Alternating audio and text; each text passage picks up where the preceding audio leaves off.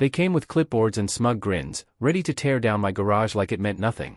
That garage carried my father's sweat, secret blueprints, and every truth they hoped to bury. They chose the wrong target, and by the time they finish, their whole corrupt kingdom will be ash. It started on a Monday morning, the kind that feels calm only because the storm hasn't arrived yet. The sun was just rising over the cul-de-sac, washing the neat suburban lawns in pale gold, when I noticed a piece of paper pinned to my garage door. It wasn't a flyer, nor a neighbor's note. It was an official notice, stamped, signed, and threatening. Violation, unauthorized structure, it read. The HOA seal was printed in bold red ink, almost proud of its own arrogance. My garage, the one I'd built with my own 2 hands, was now deemed illegal.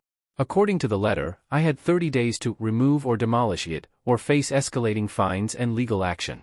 I stood there for a while, reading and rereading each line, feeling the familiar heat of anger crawling up my chest. This garage wasn't just a place to park a car. It was a workshop, a sanctuary, the last project I ever worked on with my father before he passed. Every tool inside had a story. Every nail, every beam carried his touch. The irony was painful. The HOA president, Ms. Karen Whitfield, lived 3 houses down. She'd smiled at me the previous weekend while walking her dog, pretending to be friendly, while apparently already filing the complaint behind my back. She was known for enforcing the rules with militant precision, the kind of woman who believed power lived in paperwork. Neighbors whispered that she was ruthless, a stickler for order. But I'd always ignored the rumors, thinking if I stayed out of trouble, I'd stay out of her way. I was wrong. That night, I sat in my garage under the soft hum of the hanging bulb, staring at the old photograph of my father, a man who never lost a fight he believed in. His framed blueprint lay beside it, a design he drafted long before I was born. The same blueprint this garage was built from. I realized something then. The HOA didn't just want to take down a building, they were trying to erase a legacy. I decided to fight back. But not with anger, not yet. First, I needed to understand why they were targeting me now. The next morning, I took a quiet walk through the neighborhood. The same houses, the same smiling faces, but something felt different.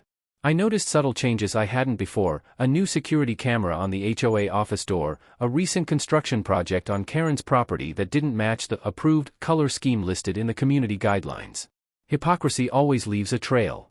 When I reached the end of the street, I saw 2 HOA contractors measuring the perimeter of my property. One of them was taking photos of my garage. They avoided eye contact, pretending to be just following orders. I didn't say a word. I just watched.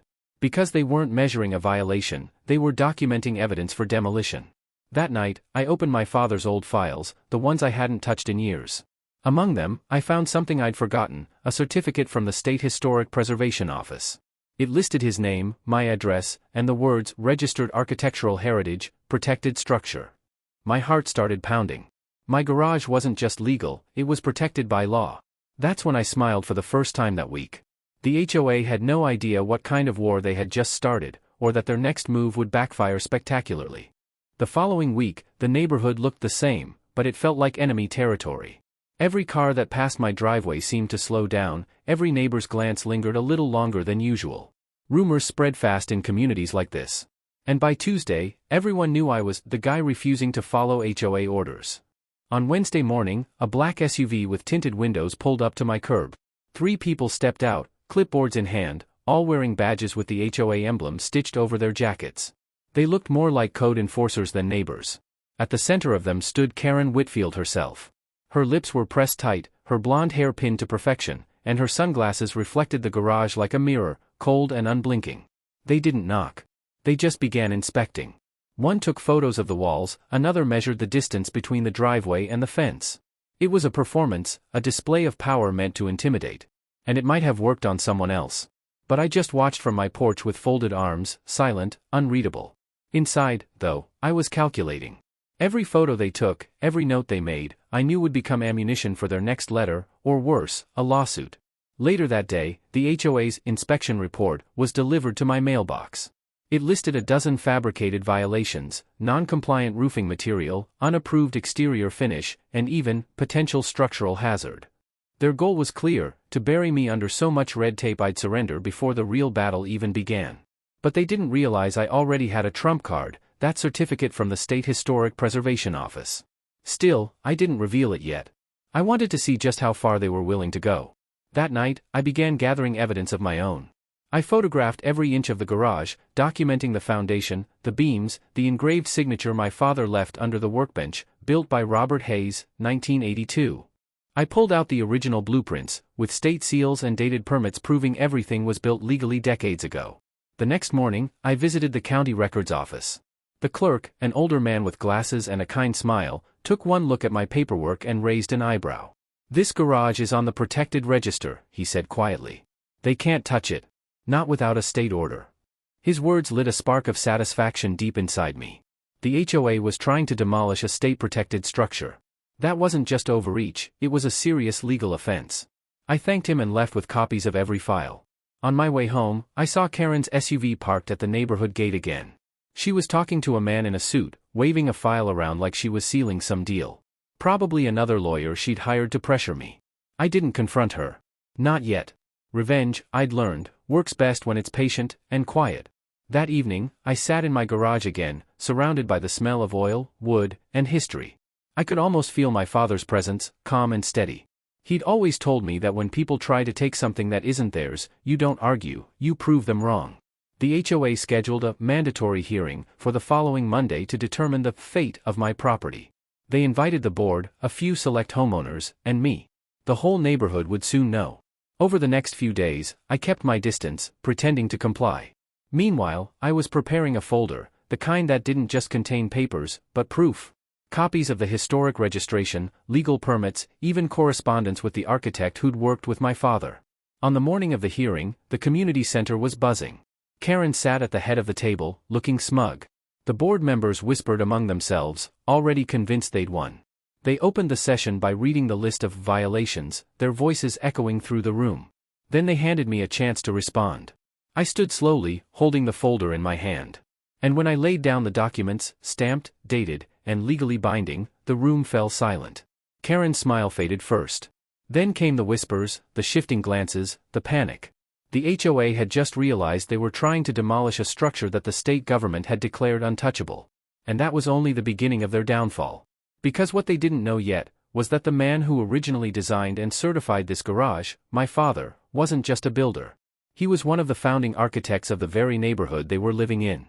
And his signature still held legal weight. By the time the hearing ended, the neighborhood was buzzing with gossip.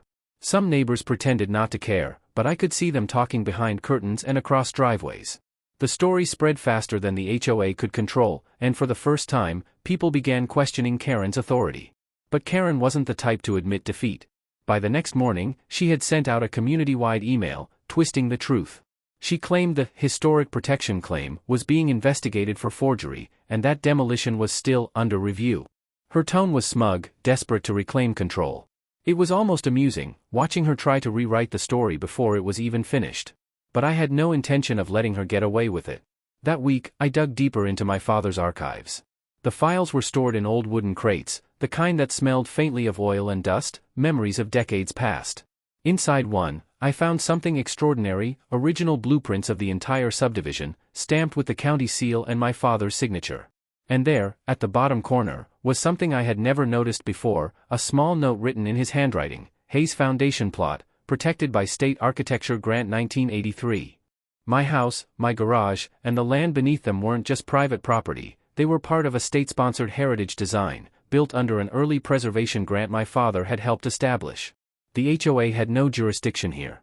That night, I stayed up late cross-referencing those files with county databases. Every record matched perfectly. Every permit, every signature, every date. Legally speaking, the HOA's rules didn't even apply to this section of the neighborhood. The next morning, I printed copies of everything and visited the local historical office again. The director, an elderly man named Mr. Fletcher, looked through the documents with widening eyes. "Good Lord," he murmured. "Your father was Robert Hayes? He's one of the men who designed the earliest protected housing models in this county. Your property isn't just grandfathered in, it's untouchable." He offered to issue a formal verification letter, one that would shut down any further HOA interference. I thanked him, shaking his hand with a quiet sense of triumph. When I returned home that afternoon, Karen was already waiting. Her SUV was parked across my driveway like a blockade, and her arms were crossed in that familiar stance of authority. 2 board members stood behind her, uneasy but loyal. She called out from a distance, something about pending violations, but I didn't bother listening. Instead, I calmly walked to my mailbox, opened it, and slid in a thick envelope, one addressed to the HOA legal department, with the new certification inside. Karen's confident smile faltered when she saw the letterhead. She didn't need to open it to know what it meant. The words State Historic Preservation Office, printed in bold, were enough to drain the color from her face. I simply nodded and walked back toward my garage. That evening, as the sun dipped low, I stood in the same spot my father once did, under the open door of the garage, the faint hum of old tools and memories surrounding me. I thought about everything this space represented: legacy, craftsmanship, and resilience. It was more than just a building. It was a promise that some things, built with purpose and heart, could withstand time and corruption. But I also knew Karen wouldn't stop here. By the next morning, she had escalated things further. She'd contacted the county zoning office, requesting an emergency inspection. Her last desperate move to prove she still had power. Only, she didn't realize that the zoning commissioner she contacted, Mr. Fletcher's nephew, had already reviewed my case. When the county inspectors arrived 2 days later, I didn't even bother stepping outside. I watched from my window as they examined the structure, took a few notes, and left without a single comment. By sunset, a new notice appeared on my door, not from the HOA, but from the county. It read, "Structure verified. Protected under State Architectural Heritage Code. HOA authority, nullified." The words might as well have been carved in stone. Within hours, screenshots of that notice were circulating in neighborhood group chats. The once silent residents began to turn. People who'd once followed Karen's every rule started questioning her leadership, demanding accountability. Some even came by quietly to congratulate me. For the first time in years, the neighborhood felt alive, not ruled, but united. And while Karen tried to maintain her composure, her control was slipping fast. Her empire of paperwork and petty power was crumbling, all because she picked a fight with the wrong man and the wrong garage. But the war wasn't over yet. Because when people like Karen lose control, they don't back down, they lash out. And I could already feel the next storm building on the horizon. For a brief moment, the neighborhood seemed peaceful again. The garage stood tall, untouched, and my mailbox was finally empty of threats. But peace in an HOA community is never real, it's just the silence before the next move. Karen's pride had taken a hit she couldn't ignore. Losing control in front of the entire neighborhood had turned her into something else entirely: paranoid, vindictive, and desperate to regain her image. The first sign came in the form of subtle harassment. My trash cans, which I'd left neatly by the curb, were suddenly tipped over every collection morning. Letters went missing from my mailbox again. Someone began photographing my house late at night from a parked car across the street. Small things, but each one calculated to provoke a reaction. Then came the HOA newsletter. The front page featured a warning about homeowners abusing historical exemptions to defy community order. There were no names mentioned, but everyone knew who it was about. My name didn't need to be printed. The gossip filled in the blanks. Still, I stayed quiet. I knew Karen's strategy: bait me into losing my temper so she could twist the narrative back in her favor. But I wasn't going to give her that satisfaction. Instead, I focused on something else: my father's old project files. Buried among his sketches was one labeled Phase 2, Community Expansion Plans. It contained layouts, land surveys, and property lines that didn't match the HOA's current map. At first, I thought it was just outdated documentation, until I noticed something shocking. The HOA's boundary lines were illegally expanded. My property, and several others, were never meant to fall under their jurisdiction at all. They'd quietly redrawn the map years ago and registered it with the county, an act of quiet fraud that allowed them to collect dues and issue fines far beyond their legal reach. It wasn't just overreach anymore. It was corruption. I spent the next few days gathering evidence, emails, digital archives, and every legal document I could find. Each file painted a clearer picture: Karen and her board had been pocketing money for years through these extended properties. And the garage incident had only been their latest attempt to protect that secret. But before I could make my move, Karen struck again. Late one Friday evening, I came home to find a bright orange sticker slapped across my garage door: unsafe structure, condemned pending review. It wasn't signed by the county or the city, it was printed on HOA letterhead. A fake. Moments later, a tow truck pulled into my driveway, accompanied by 2 HOA enforcers in reflective vests. They claimed they were there to secure the property under Karen's orders. Neighbors peeked through blinds, whispering, filming. I didn't say a word. Instead, I called the county inspector's office directly. Within 15 minutes, a deputy arrived, followed by the same zoning officer who'd verified my garage's historic protection weeks earlier. He stepped out, took one look at the sticker, and shook his head in disbelief. "This isn't just a violation," he said quietly. "This is impersonation of a government notice." Karen's enforcers froze, suddenly unsure of what to do. Within minutes, the deputy ordered them to remove the sticker and leave the property. One of them tried to protest, but the officer's hand rested firmly on his belt. The message was clear. Karen wasn't at the scene that night, but the look on her face the next morning told me she'd heard exactly how it went. From that point on, the neighborhood's trust in her collapsed completely. The same residents who once followed her orders began posting screenshots, stories, and complaints online. Old HOA records started surfacing: hidden fees, missing funds, fake signatures. It was a domino effect, and every tile that fell led straight back to her. But Karen wasn't done. A week later, she filed a civil complaint against me personally, accusing me of harassment, defamation, and damage to HOA property. It was a last, desperate swing, a move designed to drain my energy, money, and time. Yet what she didn't know was that my father's old firm, Hayes & Partners, was still operational, and still legally tied to the original housing development. When I sent them the details of the HOA's boundary fraud, they didn't just agree to help, they launched a full-scale legal review. By the end of that week, the tables had turned completely. The HOA wasn't investigating me anymore, I was investigating them. The county opened a formal audit into the association's finances. And the first person they called for questioning was none other than Karen Whitfield. She had gone from the neighborhood's self-proclaimed savior to its biggest liability overnight. Still, I knew her too well to think she'd surrender quietly. The way she glared at me from her porch that night, eyes cold, jaw tight, told me this war was far from over. The HOA might have been cornered, but Karen still had allies, and she was about to use them in one final, desperate attempt to destroy everything my father built. The weeks that followed felt like walking through the wreckage of a quiet war. The HOA was crumbling, slowly, but visibly. The meetings that once drew a crowd now sat half empty. The community newsletter had stopped printing altogether. The whispers that once painted me as a troublemaker now focused on Karen, her finances, and her fading grip on power. But Karen wasn't finished. Not by a long shot. One night, as the air turned colder and the streetlights flickered in the dusk, I noticed something strange. The motion light above my garage clicked on, yet no one was there. When I checked the camera footage, I saw the faint outline of a person near the side gate. A woman, short, wearing a dark coat. She looked up toward the garage for a few seconds before walking away. It was her. The next morning, a fresh letter appeared in my mailbox, unsigned but clearly written in Karen's style. It accused me of vandalism, of creating hostility in the community, and threatened to file a restraining order. It was laughable. But beneath the petty threats, there was something darker, a tone of bitterness, desperation.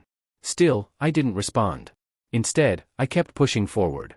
The county audit was in full swing now, and the more investigators dug, the uglier it became. They uncovered hidden accounts under the HOA's name, with thousands of dollars in miscellaneous fees unaccounted for. Even worse, the expansion of the HOA boundaries, the very act that dragged my property into their control, was found to be illegal. When the news broke, the neighborhood erupted. Neighbors began organizing meetings without Karen. Someone even started a petition to dissolve the HOA entirely. Karen's power was slipping like sand through her fingers, but she refused to accept it. A week later, she made her final move. It was just after midnight when I heard a metallic clang outside, loud enough to jolt me out of bed. I rushed to the window and saw shadows moving near the garage. A small group of men, wearing construction vests, were tearing at the fence with crowbars. Behind them, standing in the glow of a flashlight, was Karen. She wasn't hiding anymore. She was trying to finish what she'd started. I grabbed my phone, recording everything as I stepped outside. "You're trespassing," I said firmly, my voice calm but sharp. They froze, their tools still in hand. Karen shouted something about enforcing HOA orders, but her voice cracked under the weight of her own lie. Moments later, red and blue lights cut through the darkness. The sheriff's deputies arrived faster than she expected, alerted by the same county investigator who had been monitoring her since the audit began. Karen's hired crew scattered immediately, dropping their tools as they ran. But she stood her ground, trembling, eyes wild with anger and disbelief. When the deputies approached, she tried to explain, something about neighborhood safety, illegal construction, personal protection. But none of it mattered. The officers already knew the truth. Within minutes, she was escorted off my property, screaming that this wasn't over. The sound echoed down the street, sharp and hollow, fading into the cold night air. The next morning, the neighborhood was silent again, but this time, it wasn't fear. It was relief. Word spread quickly that Karen had been detained for questioning related to HOA fraud and misuse of funds. The entire board resigned within days. The county seized their records, freezing their accounts until the investigation was complete. For the first time in years, the community began to breathe again. The endless threats, the fines, the inspections, all gone overnight. I walked outside and stood in front of the garage, running my hand along the old, familiar wood. It bore the marks of time, but it stood strong, unbroken, just like the man who built it. My father's name, engraved under the bench, glowed softly in the morning light. It was more than victory. It was justice. Neighbors began to gather in small groups, talking, smiling, planning ways to rebuild the community without fear. Some offered to help repaint the neighborhood sign, others proposed new bylaws that actually protected homeowners. For once, the HOA wasn't a weapon, it was gone, and in its place, something better was beginning to form. I knew this chapter was ending, but something inside me felt unfinished. Later that evening, as I locked up the garage, I noticed a small envelope slipped under the door. It was unmarked, no name, no address. Inside, there was a single photograph. It was a picture of my father, standing in front of the garage during construction, smiling proudly. On the back, in neat handwriting, were the words, "He built it to last. You proved him right." I didn't know who left it. Maybe an old neighbor, maybe someone who remembered. But in that quiet moment, I realized what this whole battle had really been about. It wasn't just about property lines or HOA rules. It was about legacy, integrity, and refusing to let bullies rewrite what's already been earned through hard work and history. Karen's downfall wasn't my victory. It was my father's. And as I closed the garage door that night, I knew it wasn't just a building anymore. It was a monument, to resilience, to justice, and to the truth that some structures are built not just from bricks and wood, but from the strength of those who refuse to let them fall. Weeks passed. The cold sharpness of that final night began to fade, replaced by something softer, something peaceful. For the first time in years, the neighborhood sounded alive again. Kids rode their bikes down the street without their parents being scolded for noise violations. People waved at each other instead of hiding behind hedges. And in the center of it all stood my garage, once a battleground, now a quiet monument to everything that had changed. The county investigation concluded not long after. The findings were made public. The HOA had falsified records, manipulated property boundaries, and embezzled thousands in community funds. Karen Whitfield, the once untouchable president, was officially charged with fraud, falsifying documents, and property interference. The headline in the local paper was short, but powerful. HOA leader faces criminal charges after homeowner uncovers illegal activity. I didn't celebrate. I didn't need to. The truth had already done that for me. Instead, I focused on rebuilding, both my home and the community that had been broken under her control. The HOA dissolved completely within a month. In its place, a new neighborhood council was formed, made up of volunteers, people who actually cared. There were no fines, no threats, no secret rules. Instead, there were block parties, shared gardens, and potluck dinners on weekends. One Saturday afternoon, I hosted one of those gatherings. The air was warm, filled with the smell of barbecue and laughter.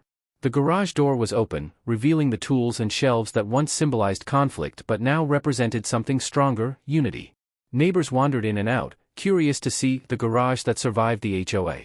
Some asked about my father, others just wanted to say thank you for standing up. I told them the truth, it wasn't about me. It was about fairness, legacy, and refusing to back down when something sacred was threatened. Later that evening, as the sun dipped low, I stood alone for a moment, looking at the house and the garage side by side. The golden light spilled across the driveway, touching the edges of the old wood just right. That's when I noticed it, a faint engraving on the corner beam, something I'd never seen before. It read, "Built to last. For those who stand tall." My father's words. His final message, carved into the very structure itself. A lump formed in my throat. All this time, I had fought to protect this place because it meant something to him, but now I realized it meant something to me too. The garage wasn't just his legacy, it had become mine. That night, I locked up and took one last slow walk through the neighborhood. The homes glowed softly in the quiet dusk. The same place that once felt suffocating under control now felt free. It was more than victory, it was healing. As I turned the corner, I saw an older neighbor, Mr. Jenkins, sitting on his porch. He nodded at me with a smile. "Your father would have been proud," he said. I smiled back. "Yeah," I murmured quietly. "He always believed some things are worth fighting for." When I reached my driveway, I stopped to take one last look at the garage. The moonlight caught the edge of the roof, reflecting off the metal plaque that now hung beside the door, a new addition installed by the local heritage office. It read, "The Hayes Workshop, Registered Historic Landmark. preserved in honor of craftsmanship, legacy, and courage. I exhaled slowly, feeling a weight lift that I hadn't even realized I was still carrying. The battles, the threats, the long nights, they were over. What remained was something unbreakable. I opened the garage door and stepped inside. The air was cool, still carrying that familiar scent of oil and sawdust. I placed my hand on the old workbench, the one my father and I built together so many years ago. Outside, the neighborhood lights shimmered. Inside, the silence felt alive, with memory, with peace, with legacy. And as I turned off the light and stepped out for the last time that night, I realized something simple but profound. It wasn't just a garage that survived. It was everything it stood for: family, truth, and the unshakable belief that when you build something with heart, no one, not even an HOA, can ever tear it down.